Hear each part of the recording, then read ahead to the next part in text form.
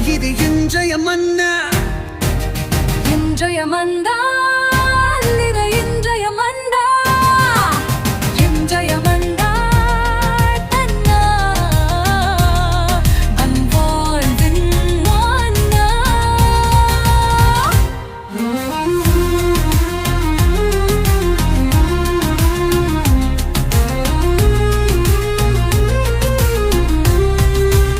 இயேசுவுக்கு பிரியமான அன்பு இறை உறவுகளே, நண்பர்களே, உங்களை சிறப்பாக இந்த புதிய நாளிலும் புதிய வாரத்தில் கூட சந்திப்பதிலே மிகுந்த மகிழ்ச்சி. அன்புக்குரியவர்களே, இன்று நம்முடைய தாயாம் திரு அவையானது ஆண்டின் பொது காலம் 25ஆம் ஞாயிறை தொடங்குகிறது. இந்த புதிய வாரத்துக்காக இறைவனுக்கு நன்றி கூறுவோம். இந்த வாரம் முழுவதும் இறைவன் நம்மை வழிநடத்த போகிறார். எனவே புன்னகையோடு மகிழ்வோடு இந்த வாரத்தின் முதல் நாளை தொடங்கி இந்த வாரம் முழுவதுமே இறைவனோடு இணைந்து பயணிக்க முயற்சி எடுப்போம். அன்புக்குரியவர்களே, சிறப்பாக இந்த வாரத்தினுடைய அனைத்து வாசகங்களையும் வைத்து நான் படித்து தியானித்ததிலே எனக்கு கிடைத்த இந்த வாரத்தின் இந்த வாசகங்களின் மைய கருத்து, உலக பொருட்களின் நம்பிக்கை வைப்பவர்கள் கடவுளின் இறையாட்சியிலும் நம்பிக்கை வைக்க வேண்டும் என்ற ஒரு செய்தியை சொல்லப்பட்டிருக்கிறது. ஆம் பிரியமானவர்களே, உலக பொருட்களில் நமக்கு நாட்டம் இருக்கிறது. அந்த பொருட்கள் தேவை. எந்த அளவுக்கு அதன் மீது நாம் நம்பிக்கை வைக்கிறோமோ அந்த அளவிற்கு அதை விட இன்னும் மேலாக கூட அந்த இறையாட்சியை பற்றி நாம் நம்பிக்கையோடு வாழ வேண்டும் என்று அழைப்பு விடுக்கப்படுகிறது. ஆம் பிரியமானவர்களே, இதனுடைய அடிப்படையில் தான் ஒவ்வொரு வாசகங்களுமே அமைந்திருக்கிறது.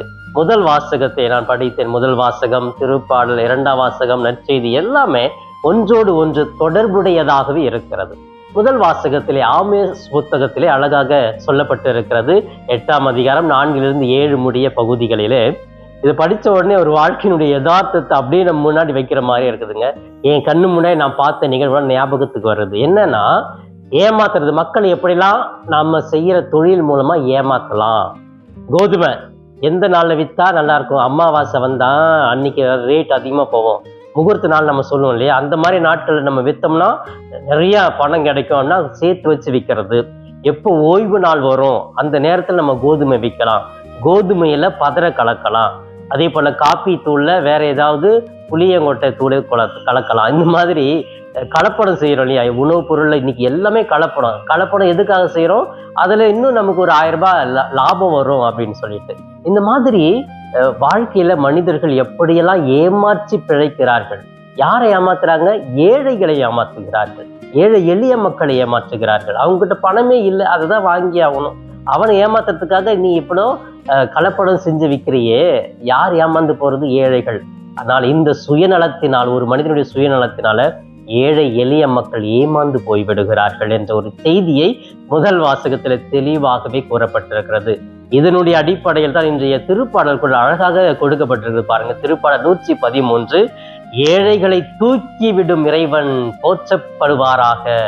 பிரியமானவர்களே, அப்ப ஏழைகளை ஒரு பக்கம் ஒரு சாரார் அடக்கி ஒடுக்கி நசுக்கி கொண்டிருக்கிறார்கள். ஆனால் இயேசு கடவுள் அவர்களை உயர்த்தி கொண்டிருக்கிறார். அப்படி உயர்த்துகிற கடவுள் போற்றப்படட்டும் என்று சொல்லி திருப்பாடல் ஆசிரியர் வாஞ்சையோடு சொல்லுவதை இந்த திருப்பாடல் நாம் வாசிக்கிறோம். ஆம் பிரியமானவர்களே, இந்த திருப்பாடல் ஆசிரியருக்கு இருக்கிற ஒரு யதார்த்தம், அவருடைய ஏக்கம் நம்முடைய வாழ்க்கையில் இருக்குதான்னு பார்க்கணும். பாருங்க, கடவுளே அவரை தூக்கி விடுறாங்க, ஏழைகளை தூக்கி விடுறாங்க. நம்ம ஏன் அந்த ஏழைகளை ஒடுக்க பார்க்கிறோம் என்ற ஒரு செய்தியானது கொடுக்கப்பட்டிருக்கிறது.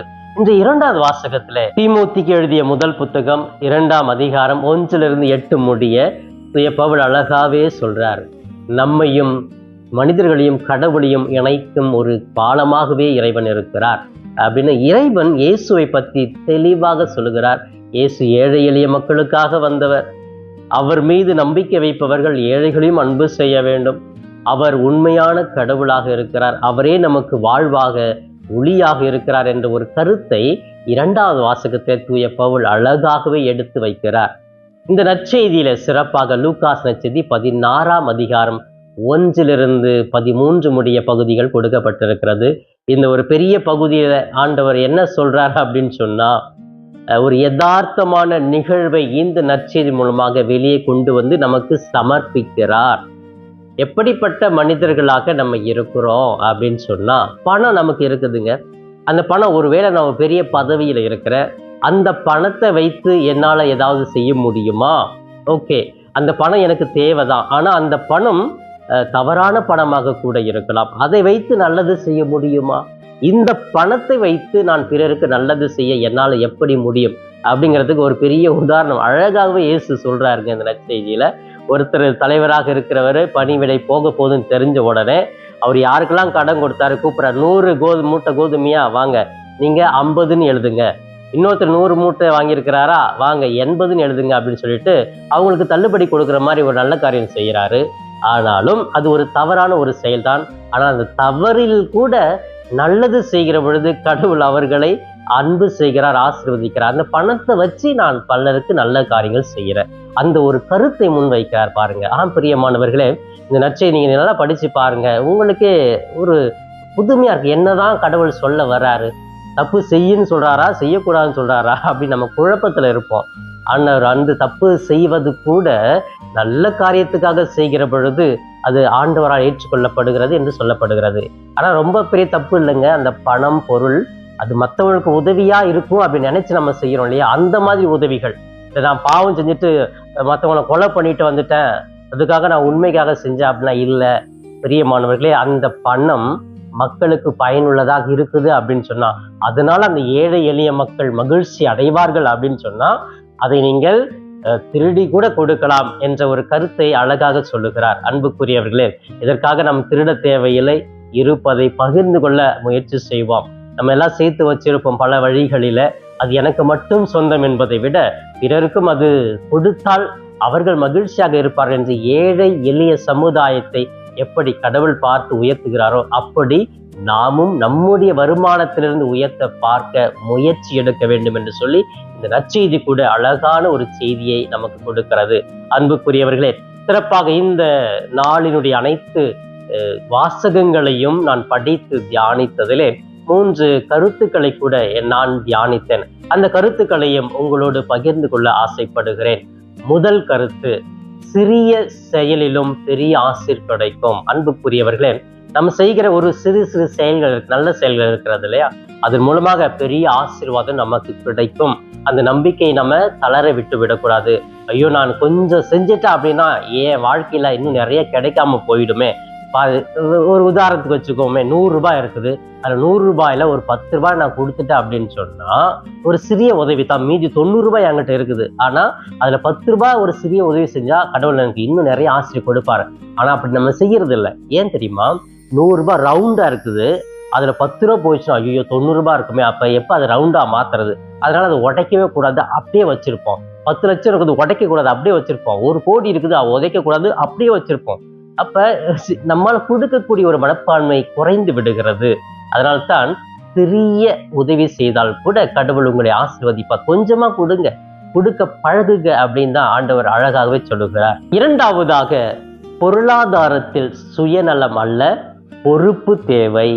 பிரியமானவர்களே, நான் தொடக்கத்துல சொன்னது போல பொருளாதாரம் எனக்கு வந்துருச்சு அப்படின்னு சொன்னா சுயநலம் என்னை அறியாமலே எனக்குள் வந்து விடுகிறது. எனக்கு தேவை, நான் மட்டும்தான் இருக்கணும், நான் மட்டும்தான் மகிழ்ச்சியா இருக்கணும், என்னுடைய குடும்பம் மட்டும்தான், நான் இங்க ஒரு சுயநலம் அது வந்துருச்சு அப்படின்னு சொன்னா அந்த பொறுப்பு இருக்காதுங்க. என்ன பொறுப்பு? கடவுள் எனக்கு பணம் கொடுத்திருக்கிறார், என்னை ஒரு தந்தையா வச்சிருக்கிறாரு, ஒரு நிறுவனத்துல என்ன பணியில உயர்த்தி இருக்கிறாரு, எனக்கு நிறைய பணங்கள் கொடுத்திருக்கிறாருன்னா இது எதுக்காக? மற்றவங்களுக்கு உதவி செய்யணும், ஏழை எளிய மக்களுக்காக நான் எதையாவது செய்யணும், இது என்னுடைய பொறுப்பு. எனக்கு நான் கொடுத்துருக்காரா அப்படின்னு சொன்னா மற்றவங்களை கவனிங்க. அது நான் அந்த பொறுப்பை கடவுள் எனக்கு கொடுத்துருக்கிறாரு இல்லையா? எனக்கு ஏன் அதிகமா கொடுக்குறாரு? அடுத்தவங்களுக்கு நான் உதவி செய்யணும், இல்லாதவர்களுக்கு நான் செய்யத்தானே ஆண்டவர் எனக்கு கொடுக்குறாரு அப்படிங்கிற ஒரு உணர்வு வந்துருச்சு அப்படின்னு சொன்னா அந்த சுயநலம் நமக்கு இருக்காது. சுயநலம் வந்துருச்சுன்னா ஒரு பைசா கூட மற்றவங்களுக்கு கொடுக்கணுங்கிற ஒரு எண்ணமே வராது. எனவே பொறுப்புகள் பணம் நமக்கு வருகிற பொழுது அதை நான் பிறருக்கும் கொடுக்க வேண்டும் என்ற ஒரு பொறுப்புணர்வோடு நம்ம செயல்பட வேண்டும் என்று சிறப்பாகவே இந்த இரண்டாவது கருத்து நமக்கு இந்த நற்செய்தியின் மூலமாகவும் அனைத்து வாசகங்கள் மூலமாகவே சொல்லப்பட்டிருக்கிறது. இறுதியாக மூன்றாவது கருத்தாக இந்த நாளினுடைய செய்தி, நாம் இருவருக்கு பணிவிடை செய்ய முடியாது, 2 தலைவர்களுக்கு பணிவிடை செய்ய முடியாது. 2 தலைவர்கள் யாரு? முதல் தலைவர் பணமா இருக்கலாம், 2வது கடவுளா இருக்கலாம். கடவுளுக்கும் பணத்துக்கும் எப்படிங்க ஈக்குவலாக பணம் உதவி செய்ய முடியும் அல்லது பணி செய்ய முடியும்னு யோசிக்கணும். அப்போ பணம் இருந்தால் கடவுளுக்காகத்தான் அதை நான் செய்கிறேன், அந்த ஒரு நிலை நம் ஒவ்வொருவருக்குமே வர வேண்டும். பணம் இருந்துச்சு அப்படின்னு சொன்னால் நம்முடைய வாழ்க்கையில் என்ன நடக்குது? நம்பிக்கை குறைகிறது, சுயநலம் பெருகுகிறது. அப்போ பாருங்க, அந்த பணம் வந்துருச்சு அப்படின்னு சொன்னால் இதுதான் நடக்குது. நம்ம வசதி ஆயிட்டோம் அப்படின்னு சொன்னால் இது நடக்குது. ஆனால் அது இல்லாமல் என்னுடைய வாழ்க்கையில் நான் ஒருத்தருக்கு தான் பணி செய்யணும். அப்போ இந்த பணம் எனக்கு எதுக்கு? கடவுளுக்காக பணி செய்ததான். அப்போ தொடக்கத்தில் பார்த்தேன், தொடக்க திரு அவையில் நிறைய பேர் கடவுளுடைய நற்செய்தி அறிவிக்க வந்தவங்க எல்லாம் தங்களுடைய உடைமைகள்லாம் வித்துட்டு வந்து அந்த நற்செய்தி பணி செய்தார்கள் என்று தூய பவுல் அழகாகவே சொல்லுகிறார். நான் இந்த பணி செய்வதற்கு எத்தனையோ பேர் தன்னுடைய வீடு புலன்களை விற்று அதை கொண்டு வந்து இந்த நற்செய்தி பணியை தாங்கினார்கள் என்றெல்லாம் சொல்லுவார் இல்லையா? அப்போ இதையெல்லாம் வைத்து நான் நற்செய்தி அறிவிக்க வேண்டும். நற்செய்தி அறிவிப்பு என்ன? ஏழைகளுக்கு வாழ்வு கொடுக்க வேண்டும். ஒடுக்கப்பட்டவர்கள், நொறுக்கப்பட்டவர்கள், அநியாயமாக சமுதாயத்தை விட்டு புறம் தள்ளப்பட்டவர்களுக்காக நான் உரிமை குரல் கொடுக்க வேண்டும், என்னால் முடிந்த உதவிகளை செய்ய வேண்டும் என்று சொல்லி சிறப்பாகவே இந்த வாரத்திலே, ஆண்டின் பொதுக்காலம் 25ஆம் வாரம், ஏழைகளை தூக்கிவிடவே நம்மை அழைக்கிறது என்று நாம் சிந்தித்து இப்பொழுது என்னோடு இணைந்து ஜெபிக்கலாமா? எங்களை நேசிக்கும் எங்கள் தாயும் தந்தையுமான இறைவா, உம்மை போற்றுகிறோம், வாழ்த்துகிறோம், ஆராதிக்கிறோம், நன்றி கூறுகிறோம். அன்பு தெய்வமே, இதோ இந்த ஆண்டின் பொதுக்காலம் 25ஆம் வாரத்தை கொடுத்த கிருபைக்காக நன்றி. இந்த வாரத்தில் என்ன நடக்குமோ எதிர்பார்ப்பதெல்லாம் நினைத்து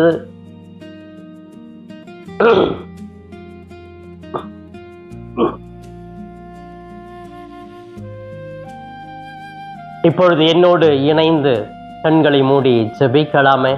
எங்களை நேசிக்கும் எங்கள் தாயும் தந்தையுமான இறைவா, உம்மை போற்றுகிறோம், வாழ்த்துகிறோம், ஆராதிக்கிறோம், நன்றி கூறுகிறோம். இந்த புதிய வாரத்தை எங்களுக்கு ஆசீர்வாதத்தின் வாரமாக கொடுத்த கிருபைக்காக நன்றி இயேசுவே. அன்பு தெய்வமே, இதோ இன்றைய மன்னா என்ற இந்த நிகழ்ச்சியை பார்த்து ஜெபித்து கொண்டிருக்கிற ஒவ்வொரு பிள்ளைகளையும் ஒப்புக் கொடுக்கிறேன். இந்த வாரம் முழுவதும் இவர்கள் இல்லத்திலே அமைதி, மகிழ்வு நிறைந்திருக்கட்டும். அவர்கள் நினைக்கிற காரியங்கள், எடுக்கிற முயற்சிகள் எல்லாம் நம்முடைய தூய பரிசுத்த ஆவியானவர் துணையாக இருந்து அனைத்தையும் பெற்று மகிழ்ந்து வாழ இவர்களுக்கு பெரிய ஆசீர்வாதத்தை கொடுப்பீராக. சிறப்பாக இந்த வாரத்தின் முதல் நாளிலேயே நாங்கள் ஏழைகளை தூக்கிவிட வேண்டும், அவர்கள் மீது இரக்கம் கொள்ள வேண்டும் என்ற ஒரு செய்தியை கொடுத்த கிருபைக்காக நன்றி. எங்களுடைய வாழ்க்கையிலே நாங்கள் சுயநலத்தை வெறுத்து ஏழைகளுக்காக முடிந்த வரை எங்களால் முடிந்த சிறு சிறு உதவிகளை செய்ய எங்களுக்கு நல்ல மனப்பான்மை கொடுத்திரலாம். சிறப்பாக குடும்பத்தில் கணவன் மனைவி ஒற்றுமையோடு சமாதானத்தோடு வாழவும், பிள்ளைகளும் பெற்றோர்களும் எந்த வித்தியாசம் இல்லாமல் ஒருவரை ஒருவர் அதிகமாக அன்பு செய்து இறை பிரசன்னத்தோடு இணைந்து வாழ கிருபை செய்வீராக. படிக்கிற பிள்ளைகளுக்கு நல்ல ஞானம், நல்ல ஒழுக்கத்தை கொடுத்திரலும். இளம் பிள்ளைகளுக்கு நல்ல வேலை வாய்ப்பு, தீய பழக்கங்களிலிருந்து, தீய குணத்திலிருந்து விடுதலை கொடுத்திரலும். திருமணம் ஆகாதவர்களுக்கு எல்லா தடையும் நீக்கி திருமண பாக்கியத்தை கொடும். குழந்தை பாக்கியம் பல ஆண்டுகளாக இல்லையே மன உளைச்சலுக்குள் ஆளாகி இருக்கிற வேதனையில் கண்ணீரோடு வாழ்ந்து கொண்டிருக்கிற பிள்ளைகளுக்கு நல்ல குழந்தை பாக்கியத்தை கொடும். இன்னும் என்ன குடும்பத்திலே சண்டை சச்சரவுகள், பிரிவினைகள் இருக்கிறது, நிலப்பிரச்சனை, வீட்டு பிரச்சனை என்று நிம்மதி இல்லாமலே வாழ்ந்து கொண்டிருக்கிற, வேலை செய்கிற இடங்களிலே பிரச்சனையாக இருக்கிறது என்று நிம்மதி இல்லாமல் இருக்கிற ஒவ்வொருவருக்குமான நிம்மதி, அமைதியை கொடுத்து அவர்களுக்கு தேவையான வாழ்வாதாரத்தை கொடுப்பீராக. இவை எல்லாம் எங்கள் ஆண்டவரும் மீட்பருமான இயேசுவின் இணையற்ற நாமத்தில் ஜெபிக்கிறேன். இயேசுவுக்கே புகழ். மரியே வாழ்க.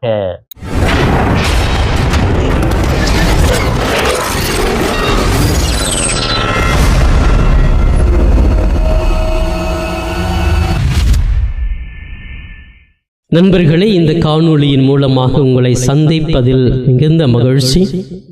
இந்த காணொளியை முழுமையாக பார்த்த உங்களை வாழ்த்துகிறேன். தொடர்ந்து ஃபாதர் தாஸ் கேப் யூடியூப் சேனலை பாருங்கள், ஜெபியுங்கள், இறைவன் மீது இருக்கிற நம்பிக்கையை ஆழப்படுத்துங்கள். உங்களுக்காக தொடர்ந்து ஜெபிக்கிறேன். இறை ஆசீர் என்றும் உங்களோடு இருக்கட்டும். இறைவனுடைய அமைதி உங்கள் உள்ளத்திலே குடிகொள்ளட்டும். உங்களுடைய குடும்பம் சமாதானத்தோடு வாழட்டும். நீங்கள் எடுக்கிற ஒவ்வொரு முயற்சிகளும் ஆசீர்வதிக்கப்பட நான் தொடர்ந்து ஜெபிக்கிறேன். தொடர்ந்து இந்த சேனல் ஃபாதர் தாஸ் கேப் யூடியூப் சேனலை சப்ஸ்கிரைப் செய்துவிட்டு தொடர்ந்து வருகிற ஒவ்வொரு காணொளியும் பார்த்து இந்த யூடியூப் சேனலை தாங்கும்படி உங்களை பாசத்தோடு கேட்டுக்கொள்கிறேன். நன்றி.